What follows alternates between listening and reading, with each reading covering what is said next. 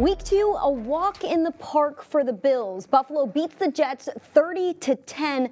Steve, this game was never about the Jets. Yeah. Buffalo got the 20-0 lead early, and the Jets had no chance. Justin Fields finishes 3 of 11 for 27 passing yards. Why was it so easy for Buffalo? Well, everybody in MetLife Stadium, it turns out, was pulling for the Bills, including the Jets. In the first quarter of the game, the Jets took so many penalties. They kept the first drive alive, led to a Bills score. Then they coughed up the ball on the first play from scrimmage. Justin Fields and the Joey Bosa forced fumble. It leads to a field goal. The Jets were helping the Bills as much as the Bills were. This game looked competitive a little bit early, except that the Jets kept the Bills in great down and distance and giving them first downs when they weren't going to get it otherwise. The ripple effects of an early bad start and an undisciplined defense, really, for the Jets, and then the coughed up ball by Justin Fields against a team like Buffalo in that building with the run game and James Cook playing the way he did, the offensive line, it was just too much. The Jets, I thought, had a chance in this game. They fumbled it and penalized it away. The Jets had a lot of momentum going into this game. A tough loss in week 1 to the Steelers. The Bills, also a lot of momentum. Right. A big win against the Ravens, last-second field goal by Matt Prater. Sean McDermott all week says we have to make this week tough. We need to correct the things that happened in the Ravens game on defense, and the defense allows 154 total yards to a Jets team who win off on the ground against the Steelers. Justin Fields looked pretty good in that week 1 game. So did Breece Hall. Well, you know what? Breece Hall has just 29 rushing yards. Justin Fields, again, 27 passing yards and 49 rushing yards. Yeah. Not a bad day by Buffalo's defense. Not a bad day at all. In fact, with the Bills' defense played extremely well. Justin Fields looked pedestrian at best. He had a moment where he took off and ran the football, made a nice first down for them late in the game. But this game was about the Bills' defense missing 2 of their best players. Ed Oliver and Taron Johnson sat this game out. Joey Bosa was a force up front. A.J. Epinesa got some pressure on the quarterback. The Jets' running game was a little bit of a non-factor. If you go back and look, they still had they had about 90, almost 100 yards rushing. Whatever the total ended up being is right at 100 yards. But Justin Fields had 5 carries for 49. He was their leading rusher by far. Breece Hall, 10 for 29. Not good enough. Yeah.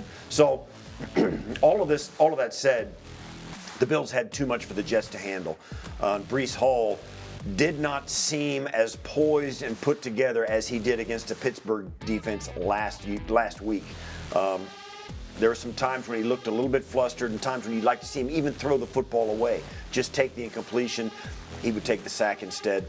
Tough day for him. And what Aaron Glenn is building in New York, you can see glimpses of it, but it's just not there enough against a team like Buffalo. Yeah, the Jets looked like a completely different team against the Bills than they did week 1 against the Steelers. Bills quarterback Josh Allen, a little bit weird game, especially early on. Second quarter, runs out of the game and is dealing with a bloody nose, ends up going in just a couple plays later.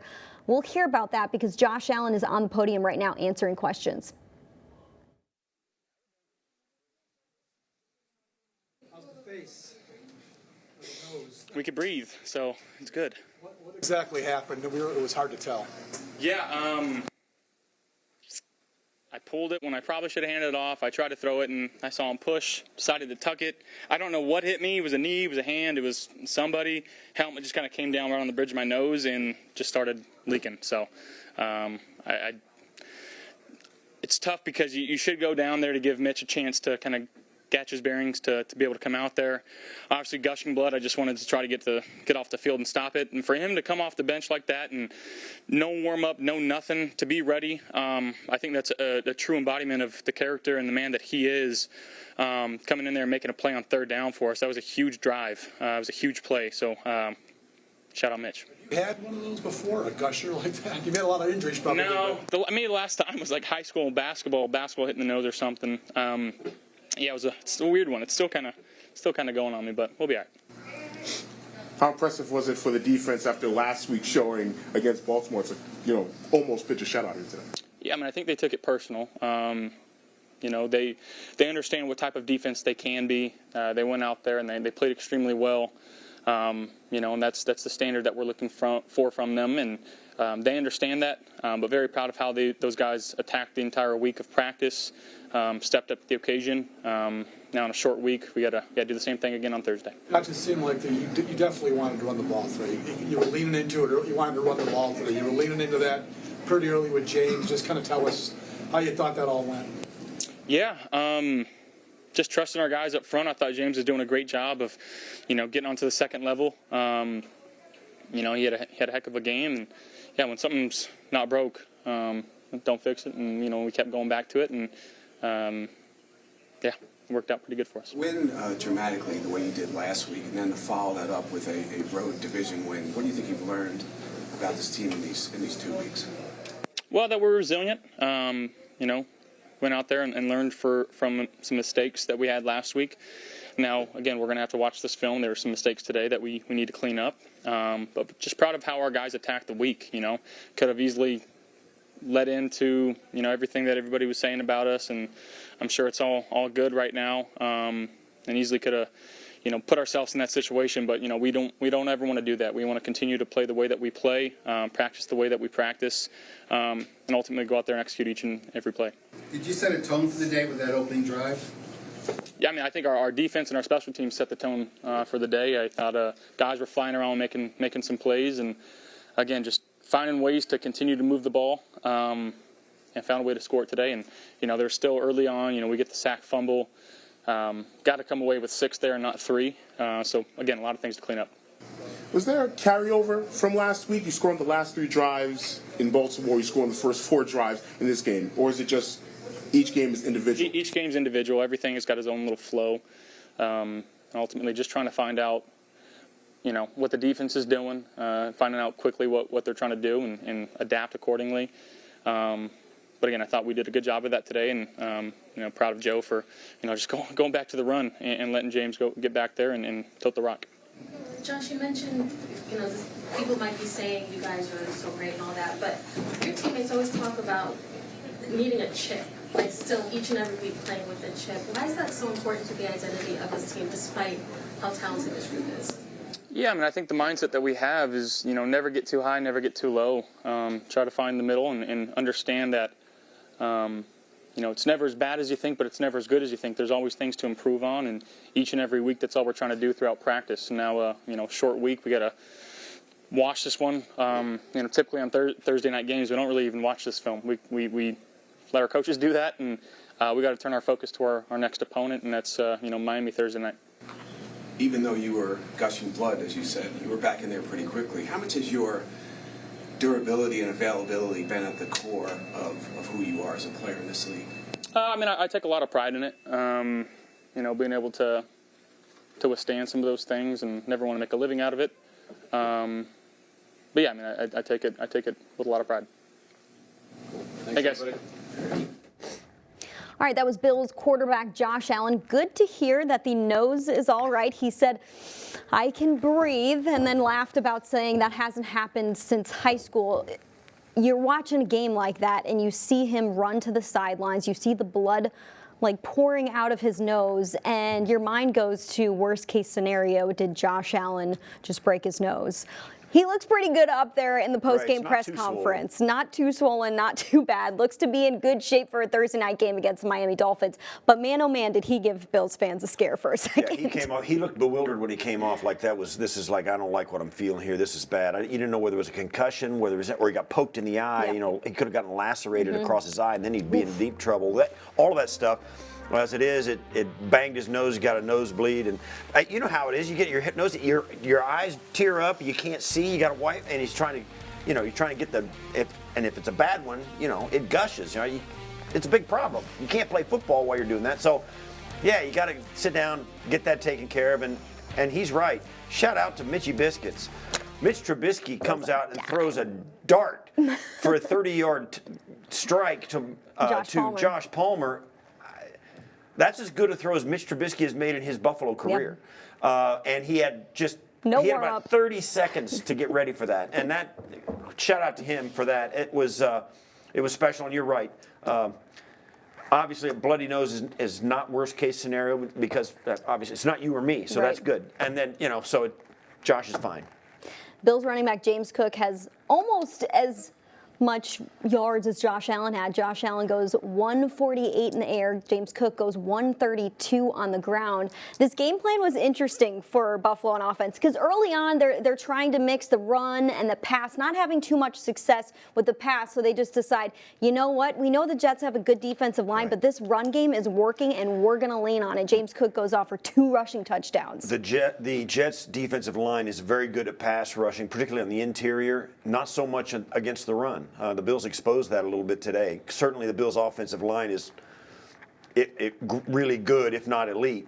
And they run, when they get going, every offensive line in the NFL will tell you, once you get a rhythm and start rolling, it's hard to stop. And the Jets had no answers for it. So James Cook, and the 44-yard touchdown run, we'll probably see a highlight of it. The 44-yard touchdown run by James Cook was spectacular. Yeah. Spectacular. Jumping over guy and cutting back across the grain. This looked like it was going to be a 3 or 4 yard gain, maybe a nice little, even maybe for a first down. Once he broke into the secondary, we've never seen anybody catch him. It was over quick. And man, oh man, what a play by James Cook. That's a guy who looking like a bargain after he signed an extension. What a great game by James Cook. I like the fact that at the end of this game, they leaned on him. Man, said, let's go. Yeah. Ty Johnson was in there a little bit as well, no question, and Ray Davis. But James Cook was the workhorse, and bless his heart, he came through big for the team. That 44-yard touchdown run, you look at a play like that, the athleticism, the vision that he has to step back in and find a different hole before he breaks away. You look at that and you go, that is why we paid a running back like James Cook. Right. It is completely worth it when he scores in that way. The Bills finished with 224 rushing yards. They had 212 in the first 3 quarters, the most by the Bills in the first 3 quarters of a game since 2013. Yeah. James Cook had that 44-yard run. Josh had a 40-yard run in the first quarter on that first scramble, drive. yep. And not only did he have a 40-yard run, he ran that 40 yards, and then the Jets, piling on as usual, had a holding penalty on the same play, and there was another 10 tacked onto it. The Jets really did it to themselves early in this game, and the Bills, to their credit, took advantage of it and never gave anything back. They had one fumble, but they got it back. The Jets had no chance to get a break against this Bills team. If you're going to beat this team today, you had to play mistake-free football because the Bills were. And the Jets could not match that, particularly in the early going. I mean, James Cook had 21 carries. You rarely see that out of Bills running backs because you have Josh Allen as your quarterback who's usually stepping back and throwing the football. They didn't have to do really any of that against the Jets. 132 rushing yards, 2 rushing touchdowns, averaged 6.3 yards per carry. The running back, James Cook, he's on the podium right now. James, you guys fell behind last week, so you couldn't really run the ball a whole lot. So how good was it to kind of dedicate the game to the run after you guys got up early? Just setting our identity, we can run the football and, get tough yards, and that's what we did, ran the ball and did it defensive. On your long touchdown run, it looked like you pulled out of an ankle tackle.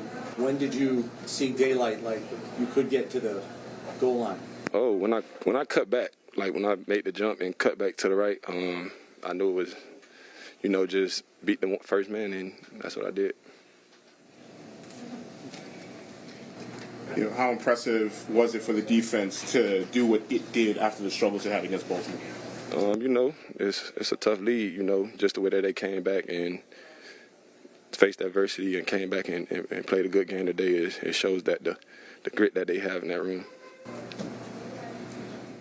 I love Josh Allen after that 44-yard rushing touchdown that James Cook had. Allen is like, bow down to the king, Cook himself. James Cook has at least 1 rushing touchdown in the last 6 games. Longest streak by a Bill since Fred Jackson did it years ago. He also has 19 rushing touchdowns since the start of the 2024 season. That's the most in the NFL right now. It's really good to know that, yes, the Bills have an MVP quarterback, but you have this this weapon who can be used in a bunch of different ways, on the ground, through the air, in James Cook. You got those two players, you're really hard to defend. Yeah, he only had one reception today, but man, he contributed in so many other ways. Once again, the Bills had almost double-digit guys. They certainly did. They had double-digit guys, 10 guys that were targeted. 8 of them made a catch. The leading receiver in the game was Dalton Kincaid, 4 for 37 on 6 targets. They just spread it around and really were never put in a position where they were in a throw-only mentality. The second half of this game was an absolute slogfest. The Bills just waiting for the game to run out because they knew the defense playing as well as it did, the Jets were not coming back. The nice part about this game, too, is the Bills play on Thursday night. They're coming off of a game against the Ravens where your offense registers 78 plays. They are so tired from a game like that. To be able to rest the starters starting with 8 minutes left in the game, you get your legs back underneath you for a Thursday night game, and you don't really have to use a lot of your playbook because you're just running the ball for more than half the game. Yeah, this is a perfect game. It's a gift because they got a game in 4 days. So they've got to relax. The guys played 3/4 of a game. They didn't play a full game. That means something. They'll be able to come out, get some treatment, get healthy again, start to feel good, and it's a home game. Won't have to travel. They'll be here, sleeping in their own beds, getting hydrated. Flying at high altitude dehydrates you. The Dolphins took it on the chin today from the Patriots. They've got to come up going 0-2 coming into Buffalo on a Thursday night. That's a tough ask for the Dolphins to come in and play well in this. Now, they'll be desperate, no question about it. But they're playing a team in Buffalo that is, even after just 2 games, is rolling. That's a tough ask. But the Bills will come out of this game probably fairly healthy. They'll have some guys. I know we had some injuries like Josh's nose and stuff, but maybe Cam Lewis went down with a quick injury. We'll get a feel of that, and you'll find some guys out on tomorrow and the next day how they came out of the game. But this is a game. This was a gift. Yeah. There's no question about it. Also, what a turnaround by Buffalo's defense. In week 1, they allowed 238 rushing yards to the Ravens, 40 points. Week 2, just 100 rushing yards and 10 points to the Jets. The defense was challenged by defensive coordinator Bobby Babich and their head coach and Sean McDermott to be tougher out there. They looked so tough in week 2. Yeah, and even Cole Bishop came in, got a sack on a blitz, did a nice job. He took a personal foul. Called for a penalty. That's toughness. Yeah, and he had, we had like 3 or 4 sacks in this game as well. Joey Bosa was a force. Without Ed Oliver in there, Joey Bosa made his presence felt. Christian Benford got a sack on an end around. Well, I say a sack. He got a tackle for a 12-yard loss on an end around. Bosa's punch out on the first play from scrimmage for the Jets. You could feel the air go out of it we're in Buffalo, you could feel it from here. That stadium deflated. Because they knew they got to give the ball back in their own end to Josh Allen in this offense. Now, they held him to 3 points, which is when you thought, okay, the Jets are going to collect themselves and get it together. Not so fast. The Bills' defense came out, and the Jets could not stay on the field offensively, and then it was just a matter of time. Yeah. They forced that fumble on the Jets' second drive of the game. Later in the second quarter, the Jets were averaging like 1.1 yards per carry. It didn't get much better because the Jets finished averaging 3.3 yards per play. Not so great on their end offensively, but that's because Buffalo came in and laid the boomstick on them. Our head coach, Sean McDermott, he's on the podium right now, so let's hear what he had to say about this big Week 2 win against the Jets. For you guys. You know what you get, right? You guys are a ball player, man. All right. Good win. Never easy. That's a team that's obviously had a lot of momentum. We thought coming in here, and they played really hard last week, and almost pulled out that win, and probably should have won last week. So we felt like we were going to be in for it this weekend, and it was important for us to get off to a good start. I thought we did that in a complimentary way, scoring on offense, getting some 3-and-outs early, a takeaway early, setting our offense up in a good field position. And then the drive after half, in terms of the time of possession in the third quarter was certainly in our favor. The line of scrimmage was important for us, and I credit the O-line, D-line, and really all 11 on both sides of the ball. Special teams made some big plays in kickoff coverage. Sam Franklin, obviously James Cook, and on the offensive side, big day. And I love Mitch, how Mitch came in there, kind of like a little shift change in hockey or something. And Josh runs off the field, Mitch goes out. I think it was a third down play, second and a third down play perhaps, and throws a seed in there, throws a dime, and that's hard to do with no warm-up. So credit Mitch for being ready. Again, the defense did some really good things. It was good to see them really disciplined, playing hard, playing a relentless style of defense, taking the ball away, and being able to close the game out. Those are hard to do as well, and good to get Elijah a few touches here today and get him in the end zone. That was good to see. Happy for him. So with that, I'll open it up to you and your questions. Coach, with the corrections you wanted to make on the defensive side, things looked pretty buttoned up defensively, like right from the jump. How would you kind of assess? Because you talked about assignments, communication going into this week. Do you feel like it looked buttoned up, at least on live view here before watching the film? Yeah, yes, better understanding of the plan. Coaches, led by Bobby, did a great job putting a good plan together. Players executed. They spent time like they did last week, don't get me wrong. But they were really intentional this week about the details and making sure they understood where they were supposed to be and when they were supposed to be there. So that's got to be an every week thing. But I liked what I saw. Do you feel they took it personal, the way that things unfolded Sunday night, and really wanted to, as much of a shoring things up execution-wise, assert themselves from a mental side as well? Well, they're competitors, so they take a lot of pride in their work, and it's important for them that they play well and help the team win, and they did last week as well in certain aspects of the game. This week they got off to a faster start, which I thought was important, and that was a performance we expect to see right there. Mitchell's pass. Describe the sideline reaction to Mitchell's pass in the game where you guys had, 2-possession lead or more almost the entire game. Would you even call that a turning point? When Mitch came in? Yeah.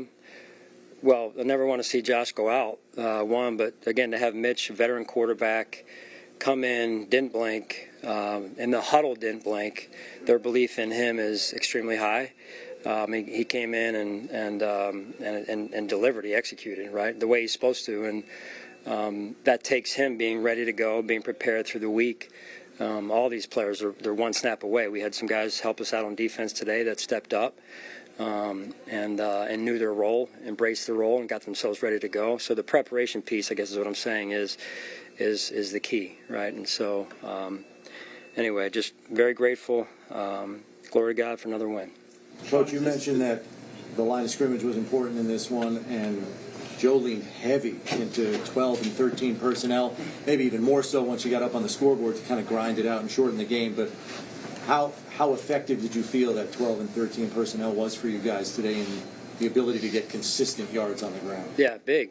You're watching even college games yesterday. We're on in the hotel, and you're seeing some of those college games that are going back and forth, and it just seems, again, every week, who can win the line of scrimmage. That's where the battle begins. And Josh took a few hits a little bit there early maybe, and Joe did a great job switching some things up. The adjustments that Chrome and Joe made along with the offensive staff, the communication was really important for us right there. Sean, is this the Joey Bosa you hoped and expected when you made a move for him this offseason?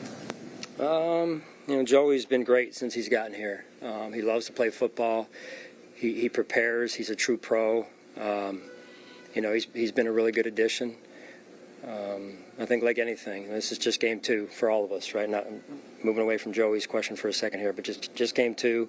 We've got a short week this week, a home game coming up, and a chance for us to continue to take another step, which is important for us. Hey, Sean, what was the reason behind Matt Milano not being in there to start the second half? Yeah, he was dinged up a little bit here, so we got to see where that goes. I don't really know much at all at this point. So I'll get you more information when I can. Similarly, Trey came out a little bit earlier than some of the other starters. Was that just because of the score, or what was the reason for that? We had talked about making sure he was, that we were watching him because he's been out for 2 or 3 weeks here, give or take, and just being smart with him and and that's the way the game unfolded as well. So, all right, thank you guys, appreciate it. This week's game is presented by Ticketmaster, the official ticket marketplace of the Buffalo Bills. We heard from Sean McDermott there speaking about linebacker Matt Milano, who was not on the field to start the second half. Said that Milano is a little bit dinged up, something that you don't want to hear when you're playing on Thursday night. Right. Well, it was a bummer to see guys like Ed Oliver and Taron Johnson out of this game. It was good to see cornerback Tre'Davious White get some time in that game. 3 tackles for him, 1 TFL. White looked tough out there. Yeah, he did. He made a nice play on Justin Fields to keep him from getting the first down on a quarterback read. And also, Matt Milano made the first 2 plays defensively for the team on the field. He made the first 2 tackles of the game. So, Matt Milano's presence on the field means something, I think, to this team, both in production and I think in the heart and soul of the team. I think they depend on him. His instincts are elite, and they show. So that's going to be something in the next 4 days we're going to have to watch very closely to see what his health is going forward. It seemed like McDermott was very happy with how the defense played after allowing 40 points to the Ravens in week 1. He said they were a lot better with the details of the game plan, understood what they needed to do, talked about being relentless out there. Now, when you turn the page to week 3 game, Thursday Night Football against the Dolphins, what are the benefits from having a game like this in your lead-up? Well, certainly you only had to play 3 quarters, and you didn't have to go deep into your playbook or your play menu. You get a lot of confidence, and this is a team who knows they're playing well. Miami went 0-2 today. You'd almost wish they had won, so the heat's off them, so to speak, in Miami. Right. You're going to feel a little desperation football next week out of the Dolphins. You're going to get everything they have in the coaching staff and the players, whatever they have to give, you're going to get. Now, it may not be enough in a building like Highmark against this football team, but still, you're going to get their best swing. That's what you don't get out of this. For the Bills, they couldn't be rolling faster downhill. And it's all gas and no brakes. And they have got a lot of stuff to look forward to in the coming weeks. If they stay healthy, get healthier, get the guys back who have been nicked up. This is a team that in week 6 they get a couple of guys back, or week 7 they get a couple of guys back. Some of these nicks are going to heal up, and it's a team that, as good as they have played, and as great as it was to win that game on opening day against a very good football team, and then go in and lump up a team who's still in a rebuild a little bit in the Jets. This is a team that's got another gear. And if this team, you don't want to shift gears in September. No. But it's there. And that says a lot about what could happen to this football team in this season. They have got another gear. That we've seen it. And it's been sputtering a little bit through training camp because of the injuries, the long list of guys who are out with soft tissue pulls and muscle pulls and this and that and the other. You never really felt like they had everything going for them. And in a game like this, you feel like, what could it be like if they did? Yeah. Great point. All gas, no brakes. Early on in the season, you're trying to check the box as a team. Week 1, you check the offense box. 41 points, a game-winning field goal by Matt Prater. Week 2, you're checking the defense box. Okay, week 1, not so great defensively. How do we do week 2? Check that box, move along. You want to see how this team comes together in the first few weeks of a season to figure out who you're going to be later on in season. Another thing, they checked the box. Josh threw for 394 yards last week, and they run for 224 today. So they've checked a lot of boxes. Now you've got to keep it rolling. Just do not look right, do not look left. Just go. Just go. Yeah. Straightforward. Let's go. That's what we want to see. Yeah. A good win by Buffalo today. 30-10 is your final score. Like I said, it looked like a walk in the park for the Buffalo Bills, and that's what you want coming off of a crazy Sunday night football game to start the season. We want to thank you for tuning into Bills Postgame Live. For Steve Tasker, I'm Maddy Glab. We'll see you all next week.